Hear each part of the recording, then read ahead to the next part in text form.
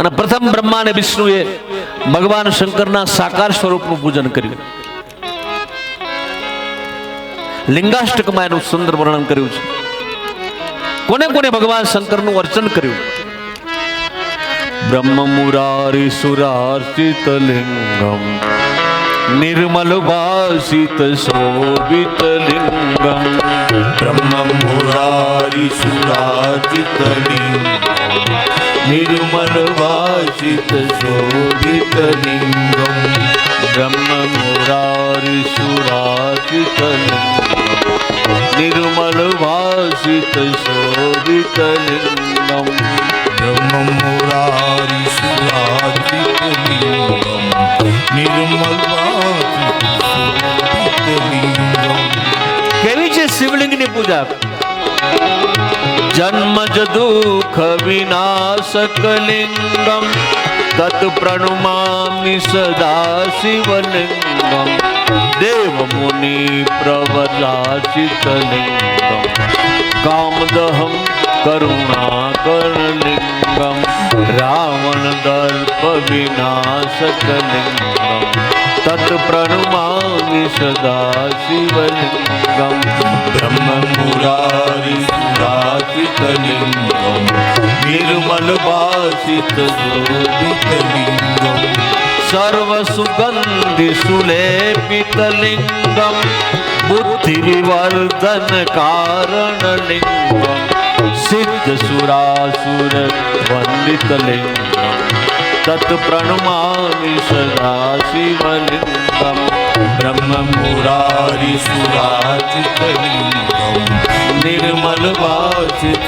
शोभित लिंगम कनक महामणि भूषित लिंगम फणिपति वेष्टित शोभित लिंगम दक्ष सुयज्ञ विनाशन लिंगम तत् प्रणमामि सदा शिवलिंगम ब्रह्म मुरारी सुराजित लिंगम निर्मल भाषित शोभित लिंगम कुंकुम चंदन लेपित लिंगम पंकजहार सुशोभित लिंगम संचित पाप विनाशन लिंगम तत् प्रणमामि सदा शिवलिंगम ब्रह्म मुरारी सुराजित लिंगम निर्मल भाषित शोभित लिंगम देवगणातीत सेवित लिंगम महावीर भक्ति विरेवच लिंगम दिनकर कोटि प्रभाकर लिंगम तत् प्रणमामि सदा शिवलिंगम ब्रह्म मुरारी सुराजित लिंगम निर्मल भाषित शोभित लिंगम अष्टदलो परिवेष्टित लिंगम सर्व समुद्भव कारण लिंगम अष्टदरिद्र विनाशित लिंगम तत् प्रणमामि सदा शिवलिंगम ब्रह्म मुरारी सुराजित लिंगम निर्मल भाषित शोभित लिंगम सुरपुर सुरवर पूजित लिंगम सुरवन पुष्प सदाचित लिंगम परात् परम परमात्मक लिंगम तत् प्रणमामि सदा शिवलिंगम ब्रह्म मुरारी सुराजित लिंगम निर्मल भाषित शोभित लिंगम निर्मल भाषित शोभित लिंगम लिंगाष्टकम इदं पुण्यम यह पठे शिव सैनिधो शिवलोकं वाप्नोति शिवेन सह मोदते। श्रीमद् सिंहनाथार्य विरचितम शिवलिंगाष्टकम शिवार्पणमस्तु। भगवान शंकरे ब्रह्मा ने विष्णु ने એવું કહ્યું કે જ્યારે જ્યારે દુઃખ આવે મુસીબત આવે ત્યારે મારા લિંગ સ્વરૂપ અવ્યક્ત સ્વરૂપનું પ્રતીક એનું પૂજન કરજો। શિવ પૂજા ભોગ અને મોક્ષ બંને આપનારી છે, યથાયોગ્ય મનોકામના પરિપૂર્ણ કરનાર છે।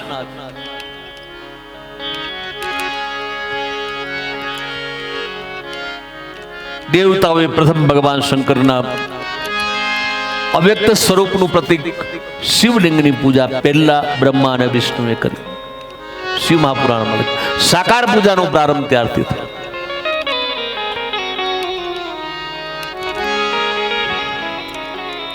શુદ્ધજી કથાનો દોર આગળ ચલાવે છે. સોનકાદિક ઋષિઓ કથાનું શ્રવણ કરીને ભાવ સંપન્ન બન્યા છે. અતઃ પરમ પ્રવક્ષ્યામિ પૂજા વિધિ મનુત્તમમ શ્રેતામ ઋષિયો દેવા સર્વ કામ સુખાવહમ. નારદજી ત્રિવિધ તાપમાંથી મુક્ત થવા માટે પોતાના પિતા બ્રહ્મા પાસેથી કથા સાંભળે છે અને શુદ્ધજી સોનકાદિક ઋષિઓને કલિકાલના જીવોના ઉદ્ધાર માટે શ્રેષ્ઠ ઔષધિને સાધન કહ્યું શિવ કથા અને એનું શ્રવણ કરાવે છે.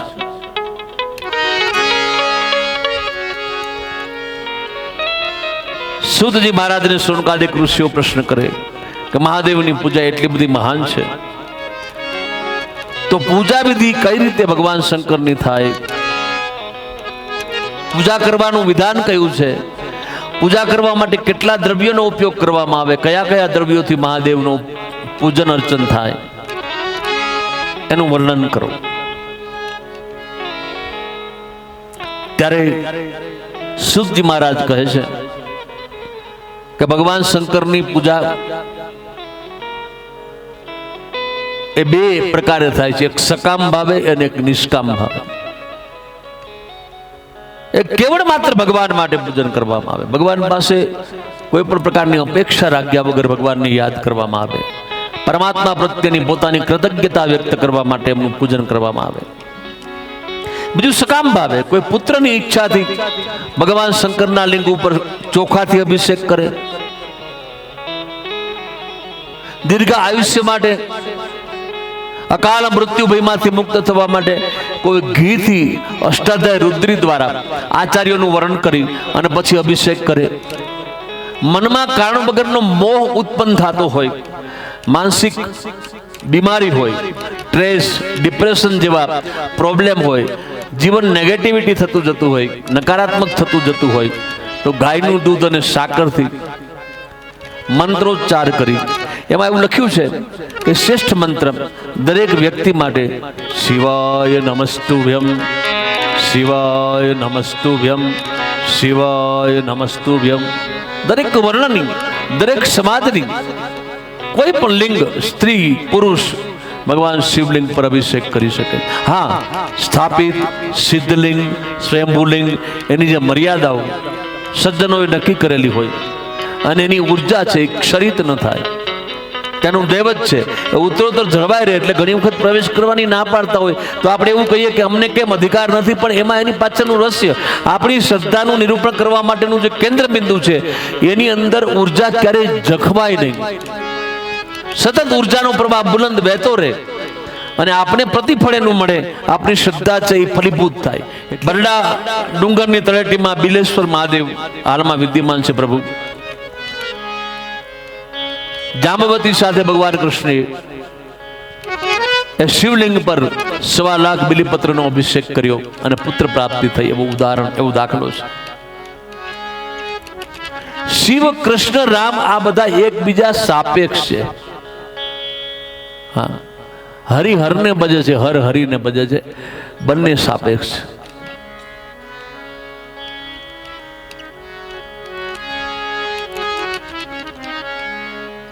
તો ભગવાન શંકરની સકામ ભાવથી પૂજા કરવામાં આવે છે. જુદા જુદા દ્રવ્યોથી, જુદા જુદા વિધિ વિધાનથી, જુદા જુદા મંત્રોથી.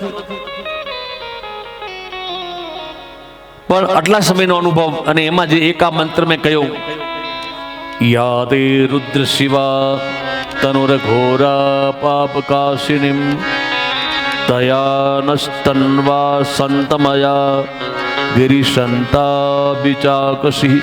આનાથી એક જીવનીય શક્તિ, પરિસ્થિતિનો સામનો કરવાની પ્રતિકારાત્મક શક્તિ, એક પોઝિટિવિટી અવશ્ય પ્રાપ્ત થાય છે.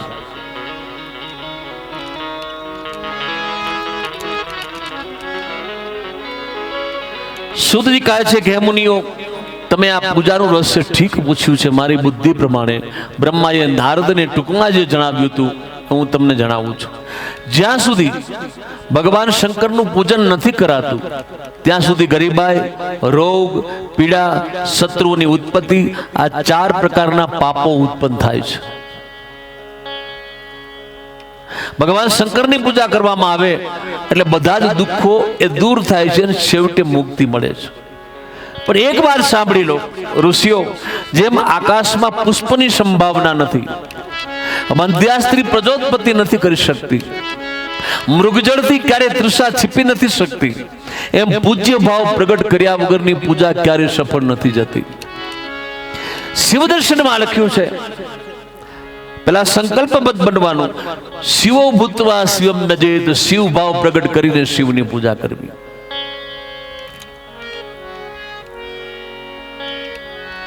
મનની એકાગ્રતા, બુદ્ધિની સ્થિરતા, ચિત્તની શુદ્ધતા અને અહમના ઓગળવાથી સર્વ કાર્યની સિદ્ધિ થાય છે, એમ સુતજી મહારાજ સોનકાદિક ઋષિઓ કહે છે, ઋષિઓને કહે છે. વેદોમાં, શાસ્ત્રોમાં, પુરાણોમાં અનેક વિધિ વિધાન પૂજા માટેના બતાવ્યા છે. નિષ્કામ જે ભક્તિ છે, નિષ્કામ પૂજા છે, ઉત્તમ છે. નિયમિત રીતે અભિષેક કરવો, જલાભિષેક કરવો, દુગ્ધ અભિષેક કરવો, બિલ્વપત્રથી માર્જિત ભગવાન શિવને બિલ્વપત્ર ચડાવવા, ચંદન લગાવવું,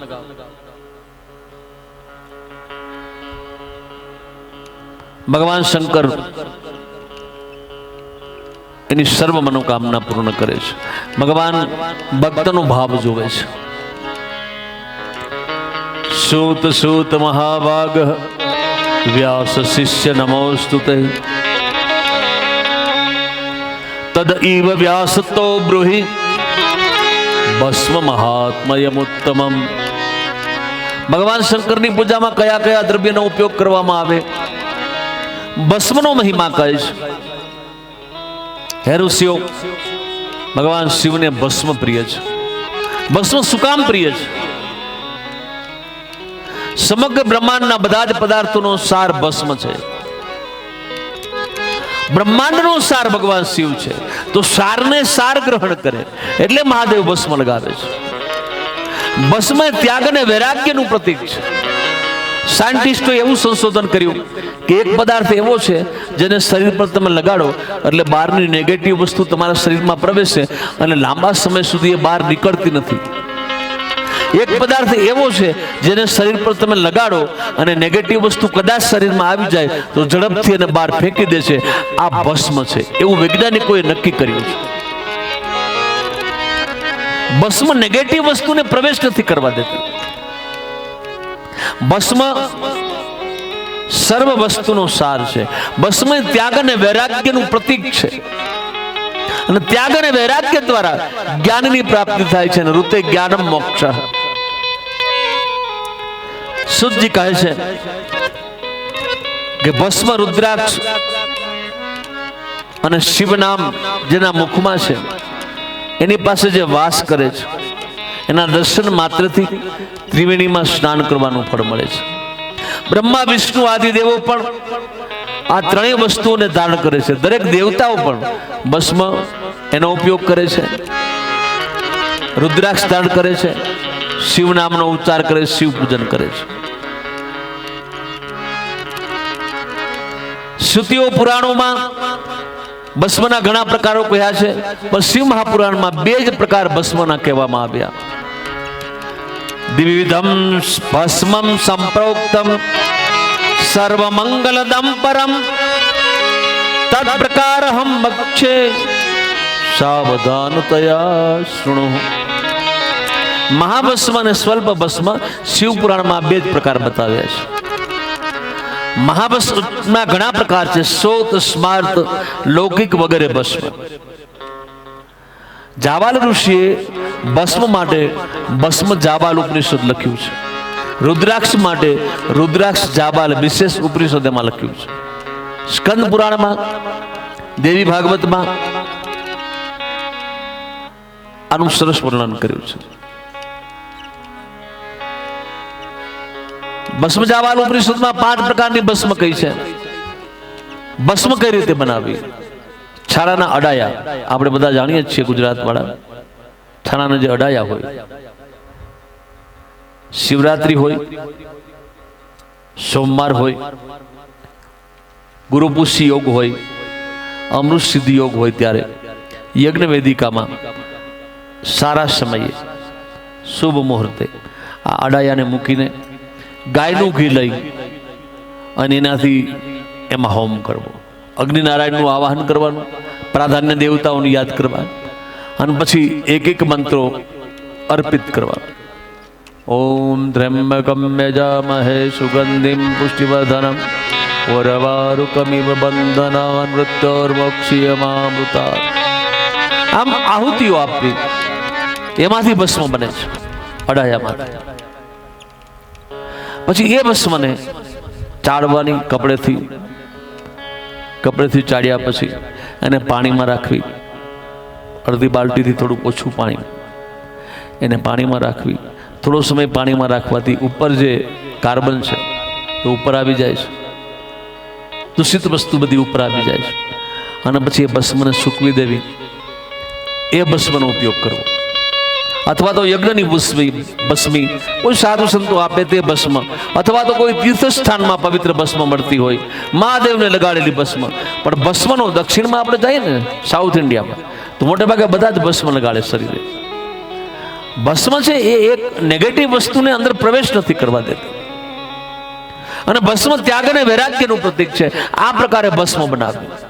તો પેલી વિભૂતિ ભસ્મ પહેલો પ્રકાર છે, કપિલા ગાયના છાણમાંથી, એના અડાયામાંથી બનાવવામાં આવે. આપણે જે વર્ણન કર્યું એ પ્રકારે બનાવવામાં આવે, જે સર્વ ઐશ્વર્ય આપનારી છે. પ્રકાર બીજો બસિત ભસ્મ, જે કાળી ગાયના અડાયામાંથી બનાવવામાં આવે, શરીરને પ્રકાશિત કરનારી છે. તેથી ભસ્મ જ ભસ્મ લાલ ગાયના છાણમાંથી બનાવવામાં આવે, એના અડાયામાંથી બનાવવામાં આવે, સર્વ પાપોનું ભક્ષણ કરનારી છે. ચોથી ક્ષાર ભસ્મ, સફેદ ગાયના ક્ષાણમાંથી બનાવે, સર્વ આપત્તિઓનો નાશ કરનારી છે. અને પાંચમી રક્ષા ભસ્મ, જે ચિત્રવર્ણની ગાય હોય એના અડાયામાંથી બનાવવામાં આવે, ભૂત પ્રેતથી રક્ષિત, લગાવનારને રક્ષિત કરે. તો આ ભસ્મનો મહિમા સુતજી મહારાજે સોનગાદી ઋષિઓને કહ્યો. ભસ્મની 3 રેખા લગાવવામાં આવે, ઉર્ધ્વપુંડ કરવામાં આવે છે. આપણે પુષ્ટિ માર્ગમાં ઉર્ધ્વપુંડ, યુ, બંને છેડામાં ઊંચા. એનો અર્થ શું થાય? જીવ તારે પુરુષ અને પ્રકૃતિથી ઊંચે ઉઠવાનું છે, એટલે ઊંધું ત્રિપુંડ, ઉર્ધ્વપુંડ કરવામાં આવ્યું છે. પુરુષ અને પ્રકૃતિથી પરબ્રહ્મ સાથે તારે તદાકાર બનવાનું છે, એટલે ઉર્ધ્વપુંડ કરવામાં આવ્યું છે. ત્રિપુંડ કરવામાં આવે, દરેક પ્રતીકોની પાછળ રહસ્ય છે. ત્રિપુંડ કરવામાં આવે, વચ્ચે એક તિલક કરવામાં આવે. તો એ 3 રેખા એના દેવતા છે, એનો હોમ છે, એનું તત્વ પણ છે. ત્રિપુંડના 3 રેખાઓના દેવતા, પેલું અકાર, પેલી રેખા ગાર્હપત્ય અગ્નિ, પૃથ્વી તત્વ, ધર્મ રજોગુણ, ઋગ્વેદ, ક્રિયાશક્તિ, પ્રાતઃ હોમ, મહાદેવ, આ પેલી રેખાના દેવતા છે. ત્રિપુંડ કરીએ ને આપણે, ત્રિપુંડ કરીએ ને, પેલી રેખાના દેવતા. બીજી રેખા ઉકાર, દક્ષિણાગ્નિ, આકાશ, સત્વગુણ, યજુર્વેદ, મધ્યાહ્ન હોમ, ઈચ્છાશક્તિ, અંતરાત્મા. અને બીજી રેખાના દેવતા મહેશ્વર છે, બીજી લીટીના દેવતા મહેશ્વર છે. ત્રીજી રેખા મકાર, અકાર, ઉકાર ને મકાર. મકાર આવાહની અગ્નિ, તમોગુણ, સ્વર્ગ, જ્ઞાન શક્તિ, સામવેદ, સાયમ હોમ, અને શિવ એના દેવતા છે. આમ એક એક રેખાઓના દેવતા છે, એક એક રેખાઓની અંદર તત્વ છે, વચ્ચેનું જે પૂર્ણ કરવામાં આવે. એટલે એવું વિદ્વાનોને કહ્યું કે હે જીવ, તારે રજોગુણ, તમોગુણ, સત્વગુણ બધા ગુણથી પરબ્રહ્મ ભગવાન શિવમય તારે બનવાનું છે. આનો હેતુ એવો પણ કહ્યો છે વિદ્વાનોએ.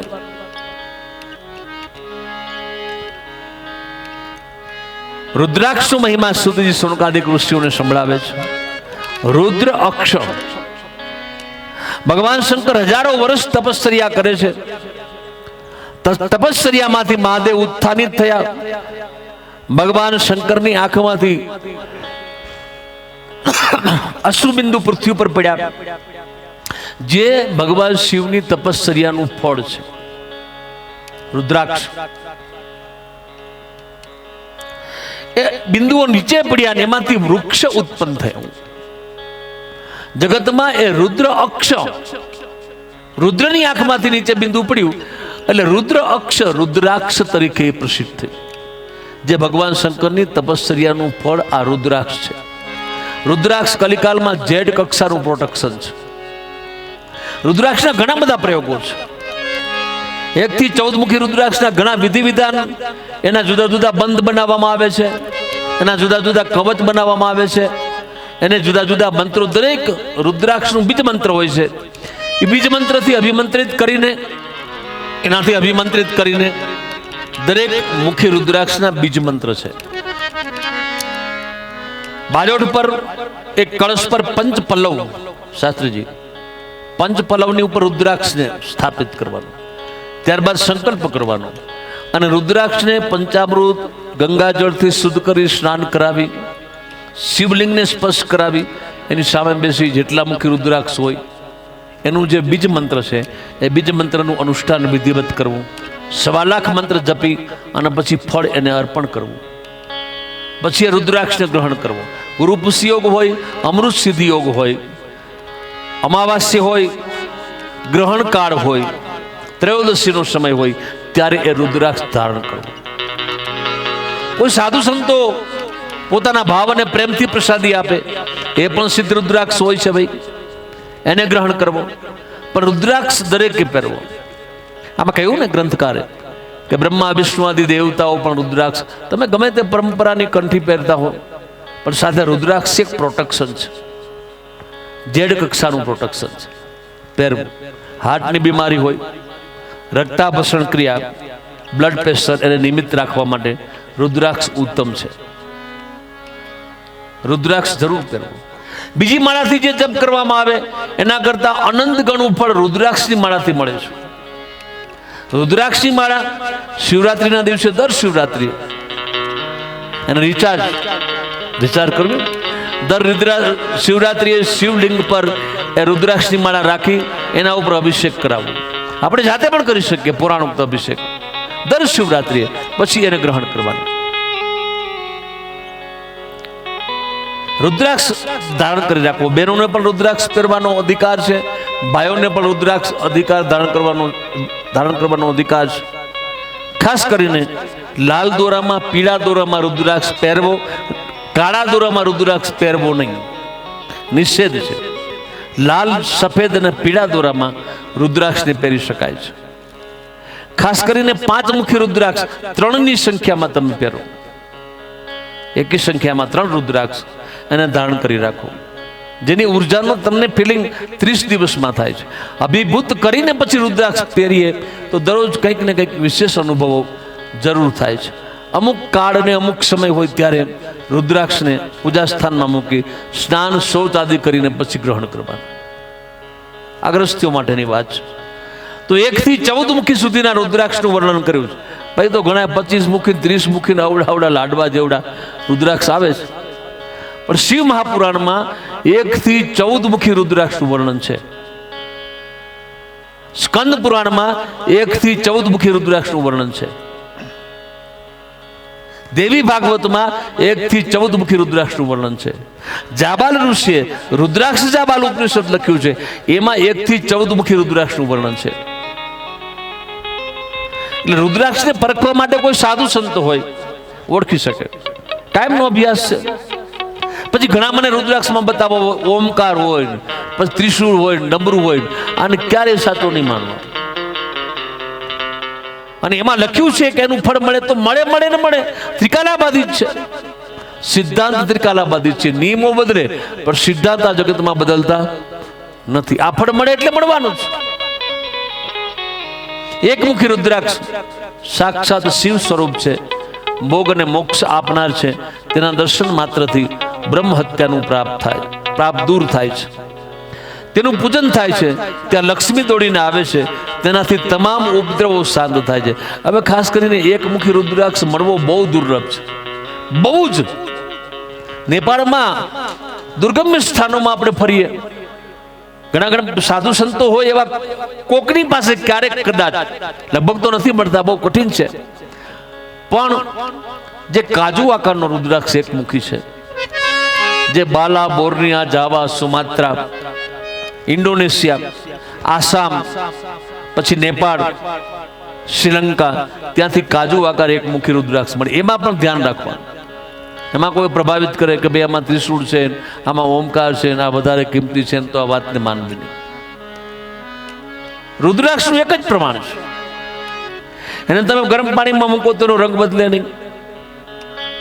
અને ખાસ કરીને ગાયના ઘીમાં એને 8 દિવસ 9 દિવસ રાખો, પછી રુદ્રાક્ષને પંચામૃત ગંગાજળથી સાફ કરી ધોઈ ભગવાન શંકરના લિંગ ઉપર અભિષેકમાં મૂકી પછી યોગ્ય સમયે ધારણ કરો.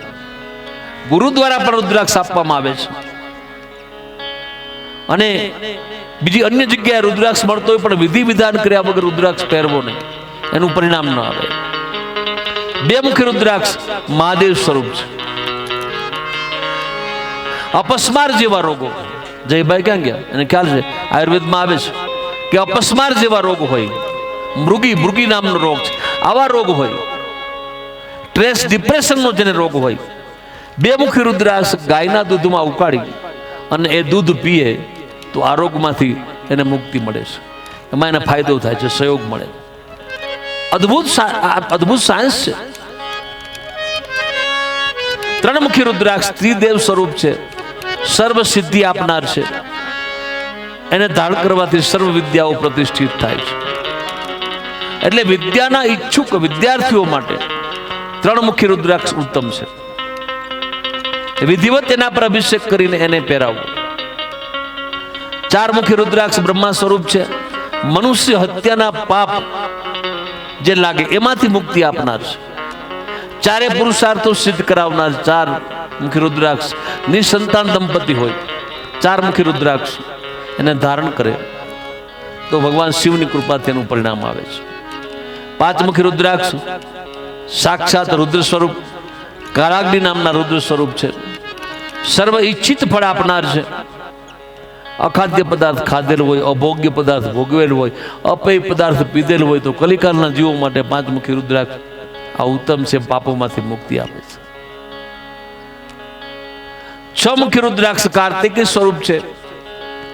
જમણા હાથમાં ધારણ કરનાર દરેક પાપ તાપ સંતાપમાંથી મુક્તિ મળે છે. 7 મુખી રુદ્રાક્ષ કામદેવ સ્વરૂપ છે. એને ધારણ કરવાથી દરિદ્રી પણ ધર્માન બને. આમાં લખ્યું છે કે દરિદ્રી ધર્માન બને, આ પ્રકારનું ફળ મળે, પણ રુદ્રાક્ષ ખાલી પહેરી રાખીને આપણે હાથ પગ હલાવીએ નહીં તો ફળ ન મળે. પુરુષાર્થ જરૂર કરવો પડે. એમાં આ રુદ્રાક્ષ સહયોગ રૂપ બને છે. આપણી ક્રિયા શક્તિને એ પ્રબળ બનાવે છે, આપણી ઈચ્છા શક્તિને પ્રબળ બનાવે છે, અને અંતે કાર્યનું પરિણામ જરૂર આપને મળે છે. 8 મુખી રુદ્રાક્ષ અષ્ટવસુ અષ્ટભૈરવ સ્વરૂપ છે. એને ધારણ કરવાથી અકાળ મૃત્યુ નથી થતું. 8 મુખી રુદ્રાક્ષ અકાળ મૃત્યુ ભય હરણમ, 8 મુખી રુદ્રાક્ષ. અને એનો પૂરો અભિષેક કરવામાં આવે, અભિષેક કરી વિધિ વિધાનથી એમને ધારણ કરવામાં આવે. 9 મુખી રુદ્રાક્ષ કપિલ મુનિ સ્વરૂપ છે. એની અધિષ્ઠાત્રી દેવી નવદુર્ગા મહેશ્વરી છે. ભક્તિથી કોઈ પણ માય ભક્ત હોય એને ડાબા હાથમાં લાલ દોરાની અંદર ધારણ કરી શકે. 10 મુખી રુદ્રાક્ષ સાક્ષાત વિષ્ણુ સ્વરૂપ છે. એને ધારણ કરવાથી સર્વ મનોકામના સિદ્ધ થાય છે. 11 મુખી રુદ્રાક્ષ 11 રુદ્ર સ્વરૂપ છે. એને જે ધારણ કરે એ સર્વત્ર વિજય પ્રાપ્ત કરે છે. રાજકીય ક્ષેત્રમાં જે કોઈ હોય, સામાજિક ક્ષેત્રમાં જે કોઈ આગેવાનો હોય, ધાર્મિક ક્ષેત્રમાં જે કોઈ વરિષ્ઠ વ્યક્તિ હોય, કોઈ એવા અધિકારીઓ હોય, વિજય પ્રાપ્તિ માટે 11 મુખી રુદ્રાક્ષ વિધિ વિધાનથી એના બીજ મંત્રોથી અભિભૂત કરી એને ફલ અર્પણ કરીને ધારણ કરવામાં આવે તો સર્વત્ર વિજયની પ્રાપ્તિ થાય છે. આવું શિવ મહાપુરાણમાં અને રુદ્રાક્ષ જાબાલ ઉપનિષદમાં લખ્યું છે. 12 મુખી રુદ્રાક્ષ એને કેશમાં ધારણ કરવાથી આદિત્ય એટલે સૂર્ય જેવી તેજસ્વીતા પ્રાપ્ત થાય છે. 13 મુખી રુદ્રાક્ષ વિશ્વદેવ સ્વરૂપ છે. એને ધારણ કરવાથી સર્વ મનોકામના સિદ્ધ થાય છે. ચવિતમુખી રુદ્રાક્ષ એ પરમ શિવ સ્વરૂપ છે. એને ભક્તિથી મસ્તક ઉપર ગળામાં ધારણ કરવાથી સર્વ ઉપદ્રવો દૂર થાય છે, સર્વ પાપોમાંથી મુક્તિ મળે છે. આમ 1 થી 14 મુખી સુધીના રુદ્રાક્ષનું વર્ણન કર્યું. શ્રેષ્ઠ મહિનો કયો રુદ્રાક્ષ ધારણ કરવા માટે? કાર્તિક માસ, માગસર માસ, ફાલ્ગુન માસ, વૈશાખ માસ, શ્રાવણ માસ, આસો માસ, જ્યેષ્ઠ માસ, કાર્તિક માસ. આ સર્વોત્તમ. શ્રેષ્ઠ પક્ષ કયું? શુક્લ પક્ષ. ત્રયોદશી હોય, ત્રીજ હોય, પૂર્ણિમા હોય, અમાવાસ્ય હોય, ગ્રહણ કાળ હોય. શ્રેષ્ઠ વાર કયો? રવિ, સોમ, બુદ્ધ, ગુરુ ને શુક્ર. શુક્લ પક્ષની બીજ, પાંચમ, સાતમ, દસમ, તેરસ, પૂનમ આ દિવસે પણ રુદ્રાક્ષ ધારણ કરી શકાય. આમાં જે વિધાન લખ્યું છે ને વિધાન પ્રમાણે આપણે કોઈ પણ કાર્ય કરીએ વિધિ વિધાનથી, સૈદ્ધાંતિક રીતે, તો એનું પરિણામ જરૂર પ્રાપ્ત થાય છે.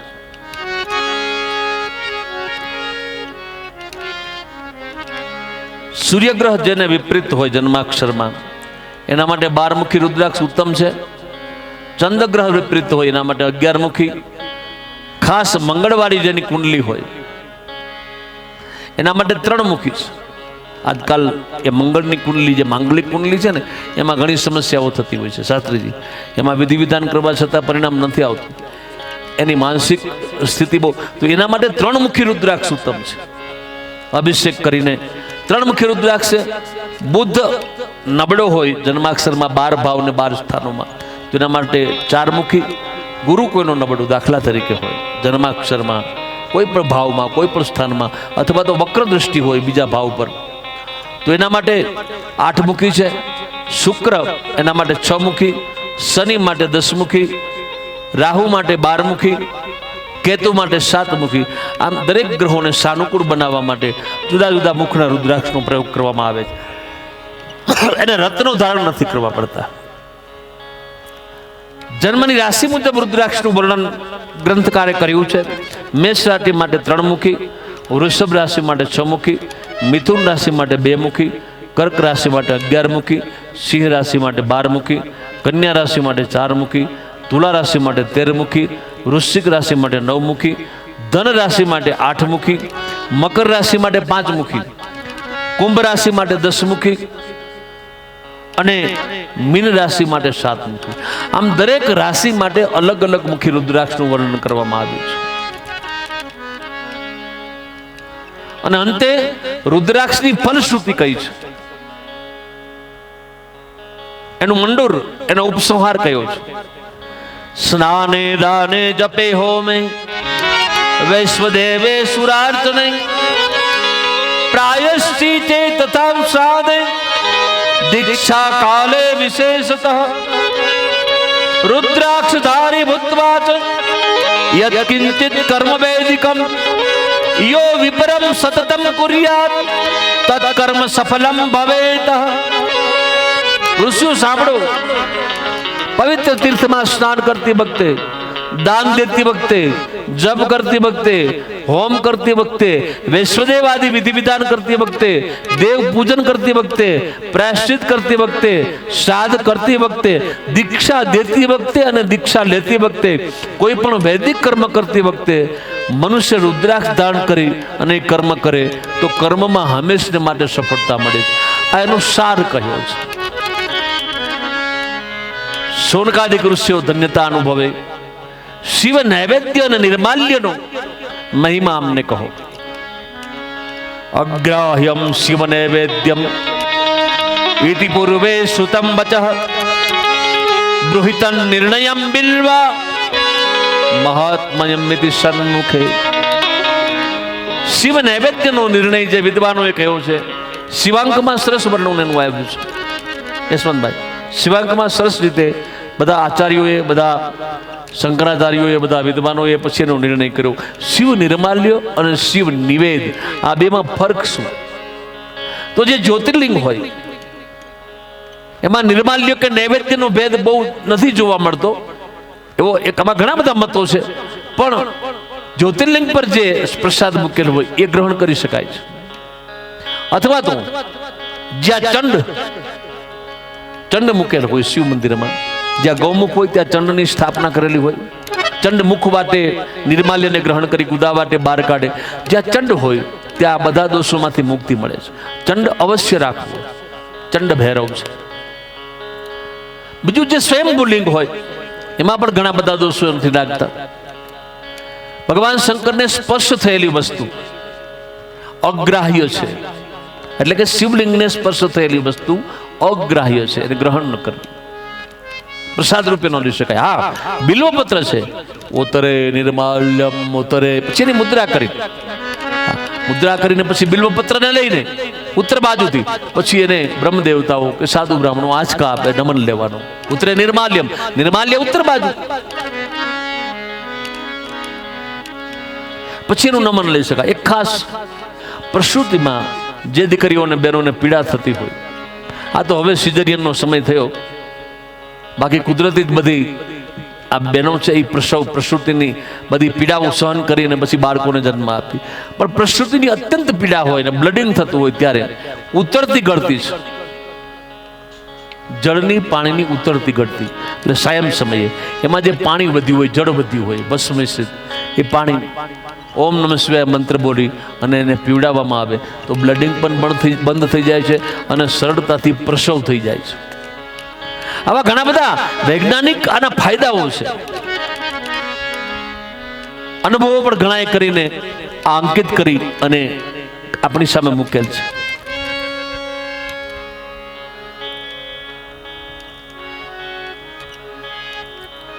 શિવ નૈવેદ્ય ગ્રાહ્ય છે. ભગવાન શંકરના સ્થાણું એટલે લિંગ અને સ્થાણું બેથી દૂર બાજોટ ઉપર જે પ્રસાદ ધરાવ્યો હોય એ બધા જ ગ્રહણ કરી શકે, પણ શિવલિંગને સ્પર્શ હોય એ દશનામના 10 આગળ આપણે છે. જંગમ, સુખડ, ગોદળ છે ને, હા તો એમાં એનો અધિકાર છે. આપણે પૂજન ક્રિયા જ્યારે કરવામાં આવે ત્યારે આપણે એ લોકોને આપી દઈએ છીએ બધું. તો આ બધી એવી વાતો છે. બિલીપત્ર એનું પ્રથમ વર્ણન સૂતજી મહારાજ કરે છે. ભગવાન શંકરને બિલ્વપત્ર અતિશય પ્રિય છે, મહાદેવ સ્વરૂપ છે. દેવો પણ બિલીપત્રની સ્તુતિ કરે છે. જગતના બધા જ તીર્થો બિલ્વ વૃક્ષના મૂળમાં વસેલા છે. બિલ્વ વૃક્ષની નીચે શિવલિંગ પાર્થિવ લિંગ છે, એની પૂજા કરવામાં આવે તો દરેક તીર્થોમાં ભ્રમણ કર્યાનું ફળ પ્રાપ્ત થાય છે. બિલીના ક્યારાને પાણીથી ભરી દેવામાં આવે એનાથી શિવ પ્રસન્ન થાય છે. જે બિલીના ઝાડને પૂજે છે એ શિવલોકને પામે છે.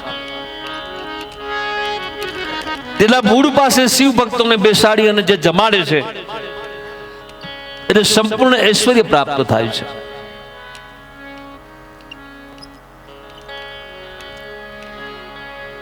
એવું પણ લખ્યું છે કે કદાચ કોઈ એવા દુર્ગમ સ્થાનમાં આપણે ગયા હોય જ્યાં બરફ જ હોય, બિલ્વપત્ર મળતા ન હોય, આપણે ઘરેથી બિલ્વપત્ર લઈ ગયા હોય ને રસ્તામાં સુકાઈ ગયા હોય અને એનું ચૂર્ણ છે દાખલા તરીકે, એ પણ ભગવાન શંકરને ચડાવીએ બિલ્વપત્ર જેટલું જ ફળ મળે છે, આવું લખ્યું છે. કદાચ ન મળે બિલ્વપત્ર તાજા તો એનું ચૂર્ણ છે, એ પણ મહાદેવ ગ્રહણ કરે છે અને પ્રિય છે. શ્રી સૂક્તની અંદર બિલ્વફળનો મહિમા બતાવ્યો છે. 16 ઋચાઓ શ્રી સૂક્તની છે. બિલ્વફળના 16 ટુકડાઓ કરી અને એ શ્રી સૂક્ત શુક્લ યજુર્વેદીય શ્રી સૂક્તમ હિરણ્યવર્ણા મેણુકપચામ ભક્તાનું કંપીને આ બધું જે વર્ણન એનું છે આખું, આપણે 16 મંત્રો છે.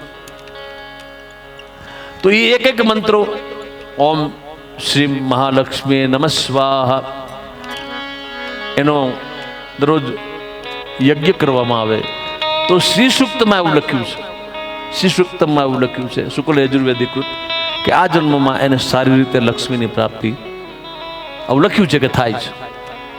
અથવા તો શ્રી યંત્રને એક તંત્ર વિદ્યાથી સિદ્ધ કરવા માટે પ્રતિ આહુતિ પણ એને ગતિશીલ એને કાર્યાન્વિત કરવા માટે પ્રતિ આહુતિ એને પણ આપવામાં આવે છે. તો આમ બિલ્વ ફળનો પણ મહિમા છે. પેટના રોગો માટે બિલ્વ ફળ અતિ ઉત્તમ છે. બિલ્વપત્ર એનું પ્રાગટ્ય કઈ રીતે થયું, આમાં જુદી જુદી કથાઓ છે. પણ શિવ મહાપુરાણમાં જે લખ્યું છે એમાં એવી કથા છે કે માં પાર્વતી પોતાની સખીઓ સાથે આનંદ વનમાં વિહાર કરવા માટે જાય છે જંગલમાં. એમાં એના કપાળમાંથી પરસેવાનું બિંદુ પૃથ્વી પર પડે છે. એમાંથી એક વૃક્ષ ઉત્પન્ન થયું. માં પાર્વતી પોતાની સખીઓ સાથે વિહાર કરીને ફરી કૈલાસ ક્ષેત્રમાં આવે. ફરી એક વખત સખીઓ સાથે માં પાર્વતી ભ્રમણ કરવા જાય છે અને આ સુંદર વૃક્ષને જોઈને માં પાર્વતી પ્રભાવિત થયા. એમની સખીઓને પ્રશ્ન કરે છે કે આ વૃક્ષ કયું? ત્યારે એમની સખીઓ કહે છે માં પાર્વતીની કે માં આપ તો અંતર્યામી છો, તમને બધી ખબર છે અને છતાં પ્રશ્ન કરો છો. તમારા કપાળમાંથી પ્રશ્વેદનું બિંદુ પૃથ્વી ઉપર પડ્યું અને એમાંથી આ વૃક્ષ ઉત્પન્ન થયું છે. ત્યારે માં પાર્વતીએ કહ્યું કે આ જગતમાં બિલ્વ વૃક્ષ તરીકે પ્રસિદ્ધ થશે. આવું એક વૃક્ષ રોપીને જઈએ અને આ સાર સંભાળ માટે ગામના લોકોને આપણે કહી દઈએ એટલે કથાની સંપૂર્ણ યાદી રહે. પૂર્ણ ઓક્સિજન આપને મળે છે, આપને જીવન મળે છે. અને સાહેબ કેટલા પક્ષીઓ કેટલા જીવો એનાથી સંતુષ્ટ થાય છે, એ પણ વિચારવા જેવું છે. તો આમ બિલ્વપત્ર 1008 બિલીપત્ર, 108 બિલીપત્ર, 1.25 લાખ બિલીપત્રથી ભગવાન શંકરની પૂજા કરવામાં આવે. મહાદેવને બિલ્લી પ્રિય છે, બિલ્વ વૃક્ષ અને બિલ્વપત્ર પ્રિય છે. બિલ્વપત્રનો ભારી મહિમા છે. બિલ્વપત્ર પર અષ્ટગંધથી અનાર એટલે દાડમની કલમ બનાવીને અષ્ટગંધથી ઓમ નમઃ શિવાય લખીને કોઈ પણ સંતો કહે કે ભાઈ કઈ તકલીફ છે તો આ રીતે 3 પાંદડા ઉપર ઓમ નમઃ શિવાય મંત્ર લખીને દર 13ને દિવસે 11 બિલીપત્ર જો એ ચડાવે તો ગમે તેવી સમસ્યામાંથી મહાદેવની કૃપાથી એને મુક્તિ મળે છે. અષ્ટગંધ અને દાડમની કલમ, અનારની કલમ, એના ઉપર ઓમ નમઃ શિવાય લખીને સવારમાં લખીને જવાનું. મહાદેવ પર અભિષેક કરવાનો. જલાભિષેક કર્યા પછી મનોકામના સિદ્ધ થાય છે.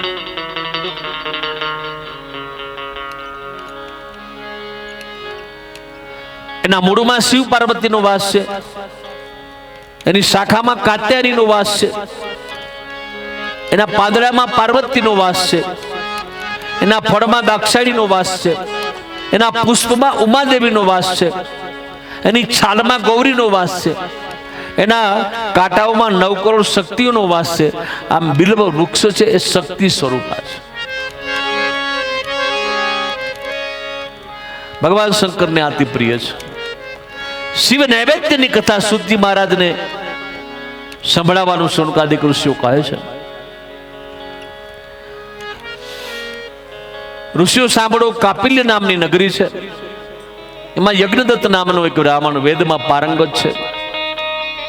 એને ત્યાં એક ગુણનિધિ નામનો એનો પુત્ર છે. નાની ઉંમરમાં એને વેદ અને ઉપનિષદ એને ભણાવે છે, એનું જ્ઞાન આપે છે, સર્વ વિદ્યા સંપન્ન બનાવે છે.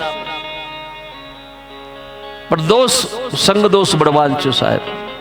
ગુરુનિધિને સંગ દોષ લાગ્યો, નિત્ય નૈમિત્તિક કર્મ છોડ્યા. યજ્ઞદત્ત બહુ સમજાવે પોતાના પુત્રને, પણ ગુણનિધિ પાછો ન વળે. ચોરી કરે, અખાદ્ય પદાર્થ ખાય, અપેય પદાર્થ પીએ છે. યજ્ઞદત્ત પણ સમજાવે. એક વખત કોઈ સદ્દને કહ્યું કે તમને મળેલી આ દાનમાં વસ્તુ એ જુગારમાં હાર્યો છે. અને યજ્ઞદત્ત ક્રોધિત થયો. મનમાં વિચાર્યું કે હજી એના લગ્ન કરી નાખીએ જો સુધરી જાય તો. 16 વર્ષની ઉંમરે એમના લગ્ન કર્યા, પણ જીવનમાં કોઈ પરિવર્તન થયું નહીં. યજ્ઞદત્ત દુઃખી થયો. પુત્ર પત્નીનો ત્યાગ કરી પોતાના સ્વવર્ણ એની સંસ્કાર સંપન્ન કોઈ કન્યા સાથે બીજા લગ્ન કર્યા. બન્યું એવું કે ગુણનિધિને અને એની માતાને બંનેને છોડી અને યજ્ઞદત્ત જતા રહે છે. જંગલમાં ગુણનિધિ ભૂખ અને તરસથી પીડાય છે, ક્યાંય ભોજન મળે નહીં, અતિ વ્યાકુળ છે. એમાં નિર્જન સ્થળ મહાદેવનું એક મંદિર જંગલની અંદર, અહીંયા કેવું મનોરમ્ય ભગવાન શિવનું મંદિર છે, એમ એવું સુંદર મજાનું એક મંદિર. ત્યાં શિવ ભક્તો મહાદેવને રુદ્રી ધરાવવા માટે આવ્યા હતા. ગુણનિધિ ભટકે છે, પોતાના પેટનો ખાડો પૂરવો છે. બધાએ શિવ નૈવેદ્ય એમને ધરાવ્યું અને બપોરનો સમય છે, આરામ પરિસર હતું મંદિરનું, એમાં આરામ માટે બધા બેઠા છે, સૂતા છે. ગુણનિધિ ત્યાંથી નીકળે છે, ભૂખ અને તરસથી પીડાય છે. મંદિરની અંદર જોયું તો થાળ ધરેલો હતો, રુદ્રી ધરેલી હતી. હવે એને કઈ ખબર નહોતી, બીજી તો બધું ભૂલ્યો હતો, રસ્તો ભૂલ્યો, કર્તવ્ય ભૂલ્યો, સદવિચાર ભૂલ્યો, બધું જ ભૂલ્યો હતો. પણ પોતાના જઠરાગ્નિને શાંત કરવા માટે મંદિરમાં પ્રવેશ કર્યો. પોતાનું ધોતિયું હતું એનો છોડો સળગાવ્યો, શિવલિંગ પર પ્રકાશ પાથર્યો અને નૈવેદ્ય હતું એ ગ્રહણ કર્યું, એમને ખાધું. પેલા ભક્તો દેખી જાય છે, જોઈ જાય છે, ક્રોધિત થયા, એમને ખૂબ મારે છે. કથા એવું કહે છે કે ત્યારબાદ એનું મૃત્યુ થયું. શિવ નૈવેદ્ય ગ્રહણ કર્યું હતું એટલે બીજા જન્મની અંદર કલિંગ દેશનો રાજા અહમદમ એને ત્યાં પુત્ર તરીકે જન્મ લે છે. બીજા જન્મમાં દીર્ઘ આયુષ્ય ભોગવે છે, સારું સામ્રાજ્ય પ્રસ્થાપિત કરે છે. ક્યારે દુષ્કાળ ન પડે, વૃક્ષો સરસ ફળ આપે, માં ધરતી સાર ફળદ્રુપ છે, સુંદર ધાન્ય ઉત્પન્ન કરે, બધી જ પ્રજા સુખી છે, અકાળે કોઈનું મૃત્યુ નથી થતું. આ શિવ ભક્તિ, શિવ નૈવેદ્ય ખાયું અને બીજા જન્મમાં જ્યારે રાજાને ત્યાં પુત્ર તરીકે જન્મ લીધો, એમનો રાજ્યાભિષેક કરવામાં આવ્યો અને પછી એ શાસન કરી. એના શાસનકાળમાં બધા સુખી છે, દીર્ઘ આયુષ્ય ભોગવ્યું અને પછી કાળક્રમે જ્યારે સમય થયો ત્યારે દેહ છોડ્યો. ગામડે ગામડે શિવાલય બનાવ્યા, દીવાના દાન કર્યા. આપણામાં દીપક દાનનું બહુ મહત્વ છે. મહાદેવના મંદિરે દીવાનું દાન કરવું. તમે રુદ્રમાલ જુઓ, મહાકાલના મંદિરે કેટલી મોટી રુદ્રમાલ છે, એમાં એક એક દીપક મૂકેલા હોય. હરસિદ્ધિ મંદિરે છે. અને આપણે પણ મંદિરોમાં દીપમાળા પ્રગટાવીએ છીએ, 1008 કે 108. તો ગામે ગામ દીવાના દાન કર્યા, શિવાલય બંધાવ્યા, શિવ ભક્તિનો પ્રચાર પ્રસાર કર્યો. કાળક્રમે દેહ છોડ્યો અને ત્યારબાદ શિવલોકમાં જઈને ખૂબ સુખ ભોગવી અલકાપુરીની અંદર જન્મ એનો થાય છે. કુબેર તરીકે જગતમાં પ્રસિદ્ધ થાય છે. મેઘવાહન કલ્પમાં કુબેર પદને પ્રાપ્ત કરે છે. કાશીમાં જઈ અને આ કુબેર સાધના કરે છે, તપશ્ચર્યા કરે છે. માં પાર્વતી શિવજી સાથે પ્રસન્ન થયા. શિવ પાર્વતીના દર્શન કુબેરે કર્યા એટલે કુબેરને એમ થયું કે આટલી સૌભાગ્યવાળી સ્ત્રી કોણ હશે જેમને પતિ તરીકે મહાદેવ મળ્યા. આવી દ્રષ્ટિથી કુબેર જોવે છે. એની દ્રષ્ટિમાં કોઈ વિકાર નહોતો, પણ માં પાર્વતીને એવું થયું કે કુબેરની દ્રષ્ટિ બદલી છે. માં કોપિત થયા, જમણી આંખથી જોવે છે. એટલે એ માતાજી કોપિત થયા એટલે જમણી આંખ, ડાબી આંખ એની ફૂટી ગઈ. ડાબી આંખથી જોવે છે, ડાબી આંખ એની ફૂટી ગઈ. ફરી જમણી આંખથી જોવા લાગે છે. ભગવાન શંકર પાર્વતી માતાને કહે છે કે દેવી શાંત થાઓ, આ આપણો પરમ ભક્ત છે. એ તો એવું વિચારે છે કે આ સ્ત્રીના એવા તો કયા સૌભાગ્ય કે ભગવાન શંકર એને પતિ તરીકે પ્રાપ્ત થયા. એ પરમ ભક્ત છે, ભક્તિ કરે છે. માં પાર્વતી અને ભગવાન શંકરને ઉત્તમ વરદાનો આપ્યા અને કહ્યું કે તું 100નો રાજા થા,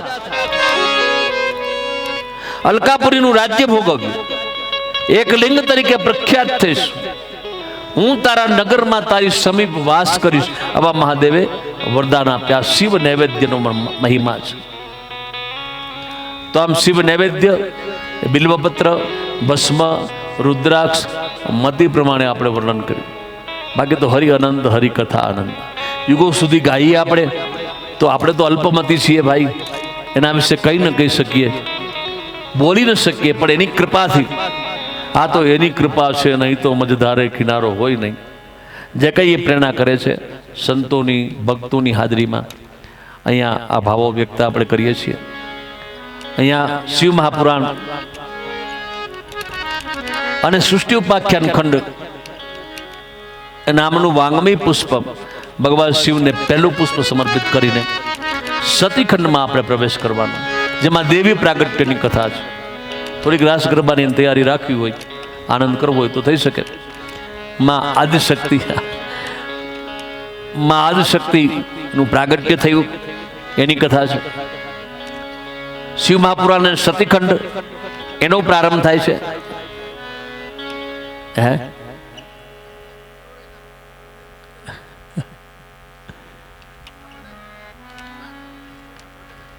જી જી. તો અહીંયા વાગ્મય પુષ્પ ભગવાન શિવને સમર્પિત કરીને આવો થોડી વાર માટે ભગવાન શિવની યાદ કરીએ. શિવજી છે ભોળા કૈલાસવાસી,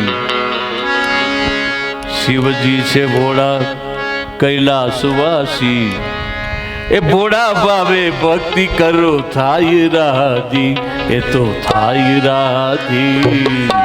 શિવજી છે ભોળા, શિવજી છે ભોળા કૈલાસવાસી, શિવજી છે ભોળા કૈલાસવાસી, એ ભોળા ભાવે ભક્તિ કરો થાય રાજી, એ તો થાય રાજી. શિવજી છે ભોળા.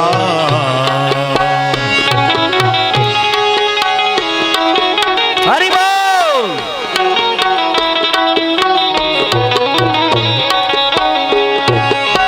શિવજી છે ભોળા કૈલાસવાસી, શિવજી છે ભોળા કૈલાસવાસી, ભોળા ભાવે ભક્તિ કરો થાય રાજી, એ તો થાય રાજી. શિવજી છે ભોળા. હે મહાદેવ કૈલાસવાસી, શિવજી છે ભોળા કૈલાસવાસી, ભોળા ભાવે ભક્તિ કરો થાય રાજી, એ તો થાય રાજી. શિવજી છે ભોળા. ભસ્મ તોડી ભોળા એ અંગે બહે સિર પર હર હર ગંગે. ભસ્મ તોડી ભોળા એ અંગે બહે શિર પર હર હર ગંગે. બીજ ચંદ્ર ચમકાર, બીજ ચંદ્ર ચમકાર, ગળે ઝૂલે રુદ્રમાન, ગલે ઝૂલે રુદ્રમાન. એ તો ભૂત ટોળી ના છે રહેવાસી. શિવજી છે કૈલાસવાસી, શિવજી છે ભોળા કૈલાસવાસી, ભોળા ભાવે ભક્તિ કરો થાય રાજી, એ તો થાય રાજી. શિવજી છે ભોળા.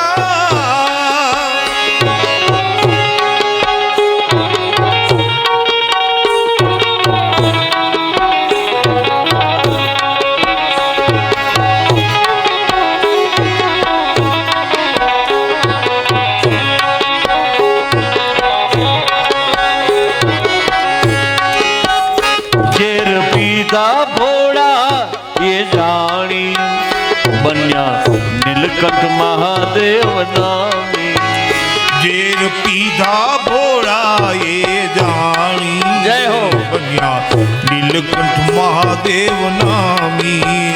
ઝેર પીધા ભોળા એ જાણી, બન્યા નીલકંઠ મહાદેવ નામી. ઝેર પીધા ભોળા એ જાણી, બન્યા નીલકંઠ મહાદેવ નામી. ત્રિશુલ ડમરું છે હાથ, ત્રિશુલ ડમરું છે હાથ, ત્રિશુલ ડમરું છે હાથ, ત્રિશુલ ડમરું છે હાથ, ગાજે સિંગી નો નાદ, ગાજે સિંગી નો નાદ, ગાજે સિંગી નો નાદ. ગાજે સિંગી નો નાદ. એની કૃપાથી દુઃખ બધા જાય ભાગી, એની કૃપાથી દુઃખ બધા જાય ભાગી. શિવજી છે ભોળા કૈલાસવાસી, શિવજી છે ભોળા કૈલાસવાસી, ભોળા ભાવે ભક્તિ કરો થાય રાજી, એ તો થાય રાજી. શિવજી છે ભોળા.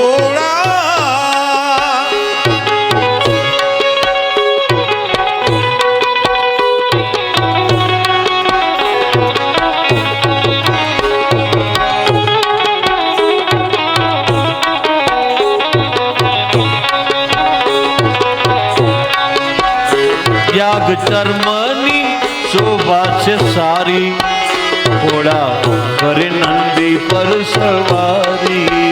ત્યાગ ચર્મની શોભા છે સારી, ઘોડા કરે નંદી પર સવારી. ત્યાગ ચર્મની શોભા છે સારી, ઘોડા કરે નંદી પર સવારી. ત્યાગ ચર્મની શોભા છે સારી, ઘોડા કરે નંદી પર સવારી.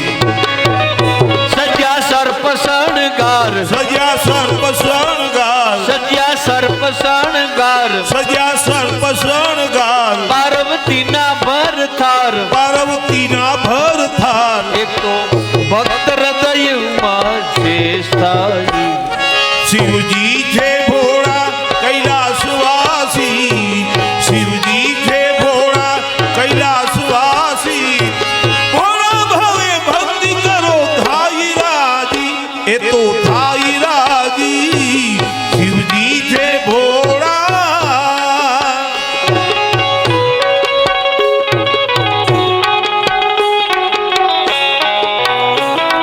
હા હા બાપુ હા.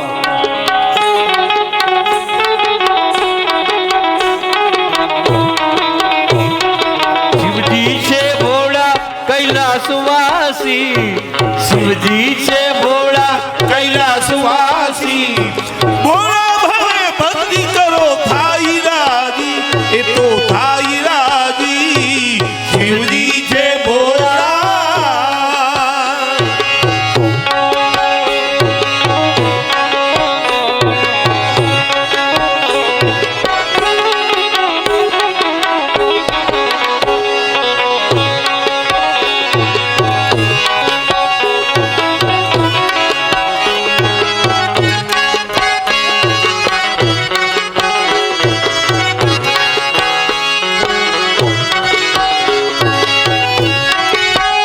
ભસ્મ તોડી ભોળાએ અંગે, બહે શિર પર હર હર ગંગે.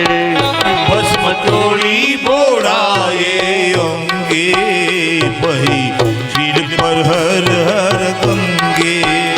બીજ ચંદ્ર ચમકાર, બીજ ચંદ્ર ચમકાર, ગળે જુડે રુદ્ર માળ, ગલે ઝૂલે રુદ્રમાળ, ગળે જુડે રુદ્ર માળ. ગલે ઝૂલે રુદ્રમાળ. એ તો ભૂત તોડી નાચે રહેવાસી. એ તો ભૂત તોડી નાચે રહેવાસી. શિવજી છે ભોળા કૈલાસવાસી, શિવજી છે ભોળા કૈલાસવાસી. ભોળા ભક્તિ કરો થાય રાજી, એ તો થાય રાજી. શિવજી છે ભોળા.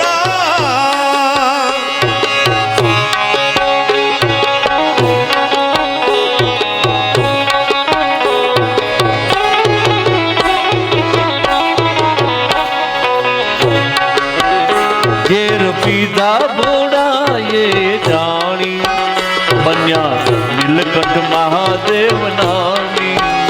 ઝેર પીધા ભોળાએ જાણી, બન્યા નીલકંઠ મહાદેવ નામી.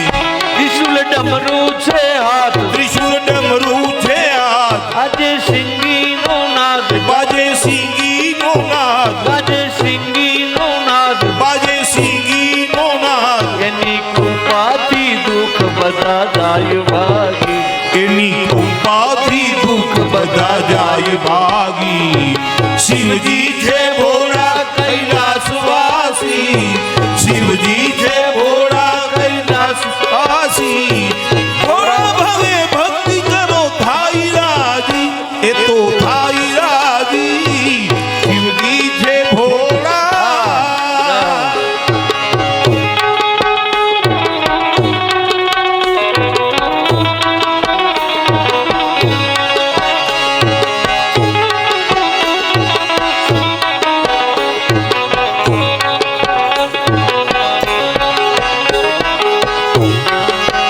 ત્યાગ ચર્મની શોભા છે સારી, ઘોડા કરે નંદી પર સવારી. ત્યાગ ચર્મ બ્રહ્મની શોભા છે સારી, ઘોડા કરે નંદી પર સવારી. સજ્યા સર્પ શણગાર, સજ્યા સર્પ શણગાર, સજ્યા સર્પ શણગાર, સજ્યા સર્પ શણગાર, પાર્વતીના ભરથાર, પાર્વતીના ભરથાર. એ તો ભક્ત હૃદયમાં છે સાઈ. એ તો ભક્ત હૃદયમાં છે સાઈ.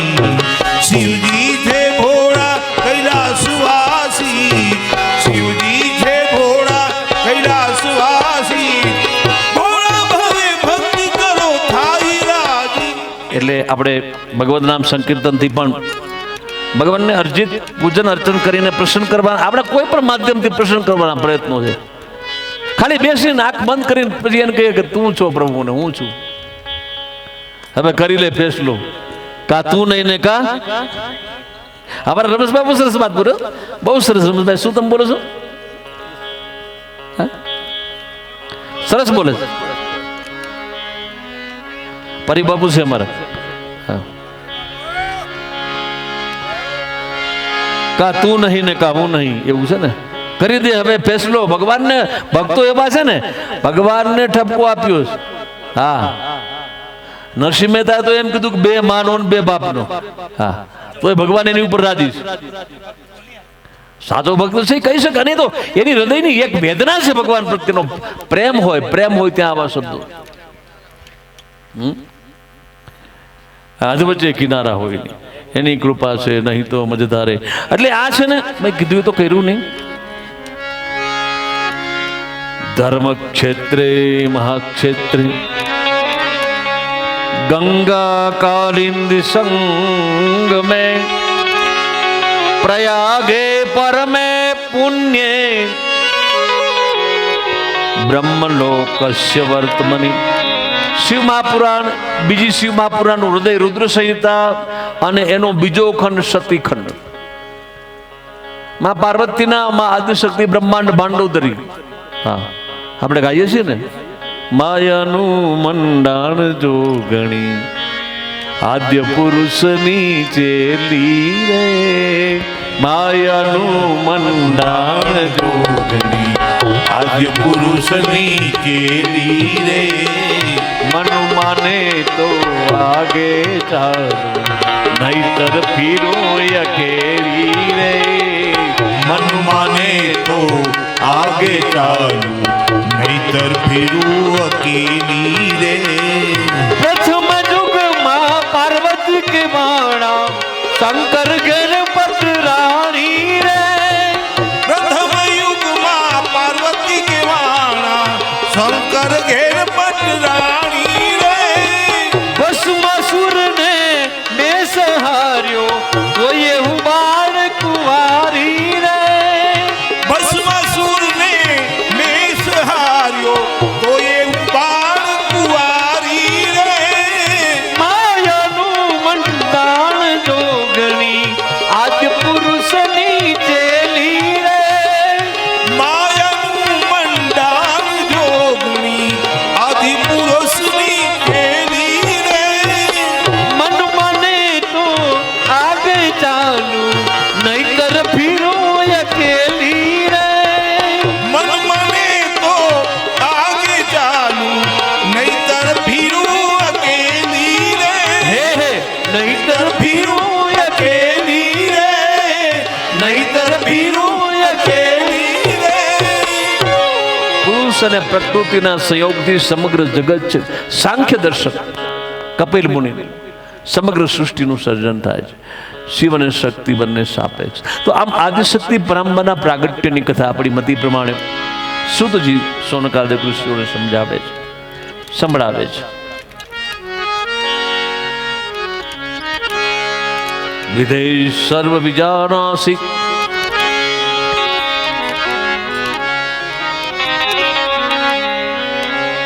વિદેશ સર્વ વિજાનાસી કૃપયા શંકરસ્ય ચ ત્વયાદભૂતાય કથિતામ કથા મે શિવયો શુભ. હે બ્રહ્મન, સોનકાદિક ઋષિઓ સૂતજી મહારાજને કહે છે કે તમે શિવની કૃપાથી બધું જાણો છો. તમે શ્રોતીને બ્રહ્મનિષ્ઠ વેદવ્યાસના શિક્ષા અને દીક્ષાથી અભિભૂત થયેલા શિષ્ય છો. કથા સંભળાવો. માં આદ્ય શક્તિ બ્રહ્માંડ ભાંડોદરી એના સ્વયં પ્રાગટ્યની કથા સંભળાવો. ઋષિઓ સાંભળો.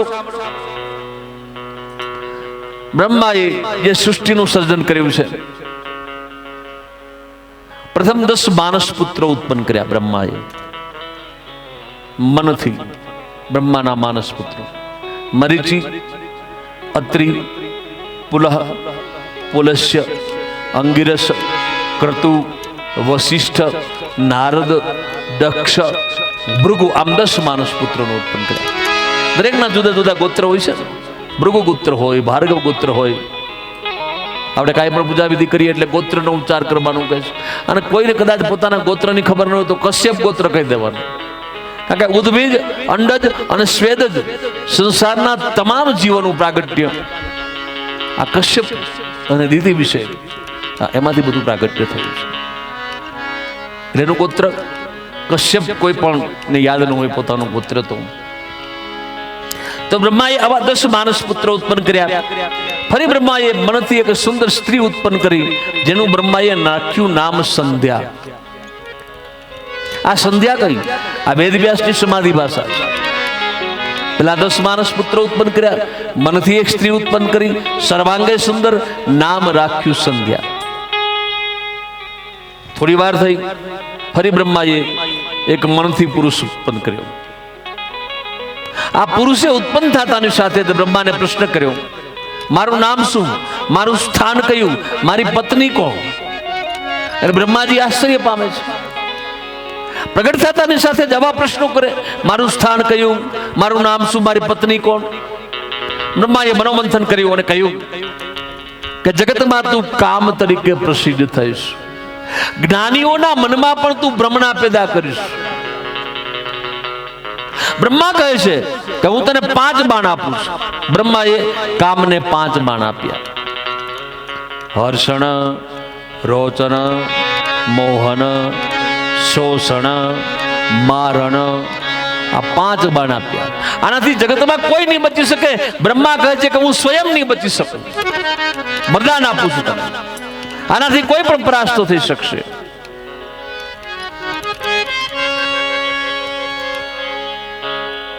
એટલે કામે વિચાર કર્યો કે બ્રહ્માએ તો વરદાન તો આપ્યું છે કે આ 5 બાણોથી હું પણ નહીં બચી શકું, તો મને આ સ્ત્રી સહયોગરૂપ થનારી છે. કામને આંધળો કહ્યો છે. પ્રેમ આંધળો એ વાતનું, પ્રેમ તો પ્રેમ છે, પ્રેમમાં પવિત્રતા છે.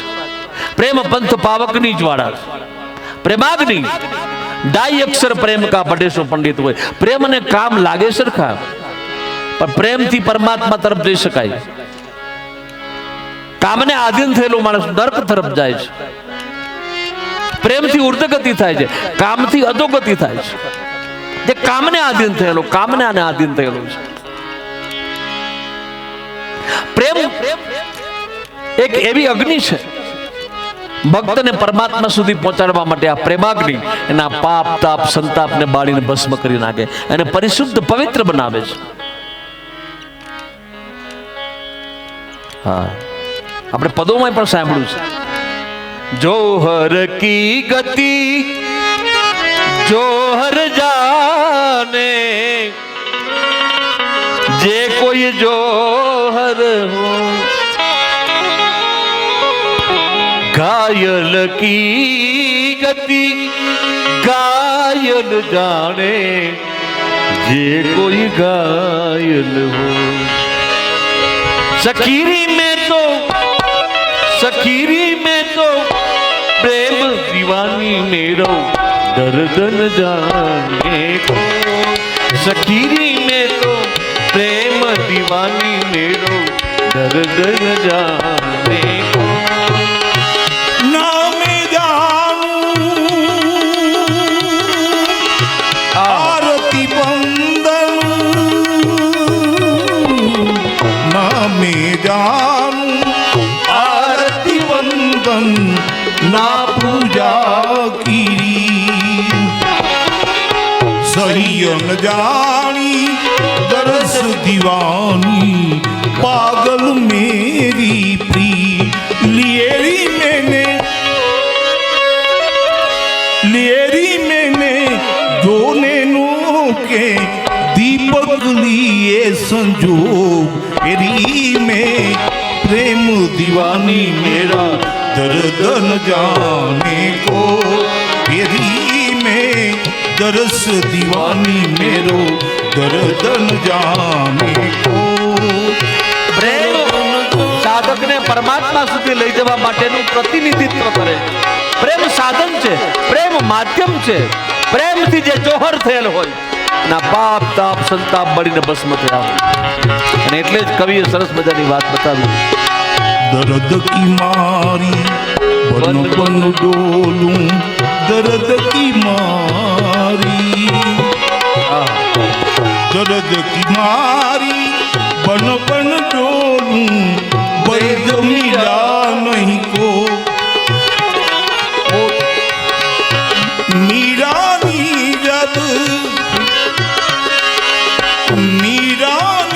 जब पीड़ मिटे तब वैद सामड़ियो हो एरी में सखीरी में प्रेम दीवानी मेरा दर्द न जाने कोई मेरो दर्द न जाने कोई मेरो दर्द न जाने को પ્રેમ અને વાસનામાં આટલો ફરક છે. પ્રેમથી સાધકની ઉર્ધ્વ ગતિ થાય છે. આજકાલ પ્રેમની વ્યાખ્યા બદલાવી નાખી છે. પ્રેમમાં પવિત્રતા છે. પ્રેમ સાચો હોય તો પરમાત્માની પહેચાન થઈ જાય છે. પ્રેમ વિના પાવે નહીં હુનર કરો હજાર. कहे प्रीतम प्रेम बिना नहीं મળે નંદ કુમાર પ્રેમ કેરા આ દર્દના દર્દી દવા લેતા નથી દર્દે દિલને ઓલા પ્રેમીઓ ઓછું થવા દેતા નથી ક્યોંકે પ્રેમ સાચો માર્ગ છે એવું જાણી પ્રેમી જાય છે વહેમ કેરા વમળમાં ઓલા વેમીજનો અટવાય છે તો આ વહેમીઓ શુદ્ધ પ્રેમની અરે આ વહેમીઓ શુદ્ધ પ્રેમની અરે ભાઈ મોંઘી મજા લેતા નથી તો પછી જાવ અમે આ દિલની કથા કહેતા નથી.